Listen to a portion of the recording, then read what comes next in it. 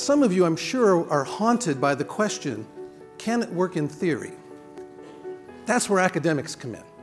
And what I want to share with you are some of the findings from my own research that suggest that Hitachi is doing something very important and is really catching some key trends that I think are changing innovation itself in advanced economies around the world. In a world of open innovation, in a world of widely distributed knowledge, more and more of the value is going to come to those who can bring them together and do the integration, to connect this all together, to orchestrate it, and deliver real value and real solutions. The first stage is on development of the products and how to deliver it to the customers.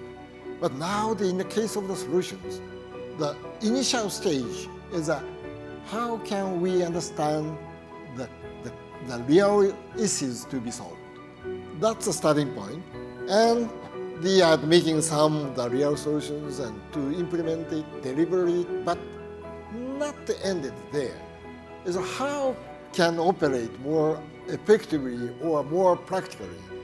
So our value chain is a completely changed from the conventional business model to more solution approaches. For 105 years, we've been on a mission to make a difference in the world. Take what we're really good at, things that we build, innovations that we bring to market, and solve big problems.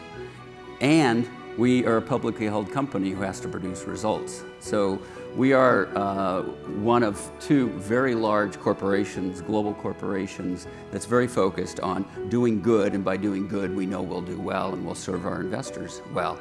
And that's what social innovation is all about. That's a representation in this modern day world of this Internet of Things that's come about. Of delivering on that promise of making a difference in the world. The Internet of Things is a revolution, similar to the Industrial Revolution, Digital Revolution, the Internet Revolution, but it's, in terms of economic potential, it'll be bigger than all three of those combined. We have to attract a different kind of worker over the next several years. I think it's said by the year 2020, 75% of the workforce will be millennials. Wow, that really sits pretty close to you, because we have to change our leadership style. We have to understand what motivates. We have to empower more. We have to decentralize our control more. We have to change our governance models. So you can see there's a whole nother parallel path to be able to enable this, but to be able to, as you've said, embrace an ecosystem of joint collaboration, of joint or iterative,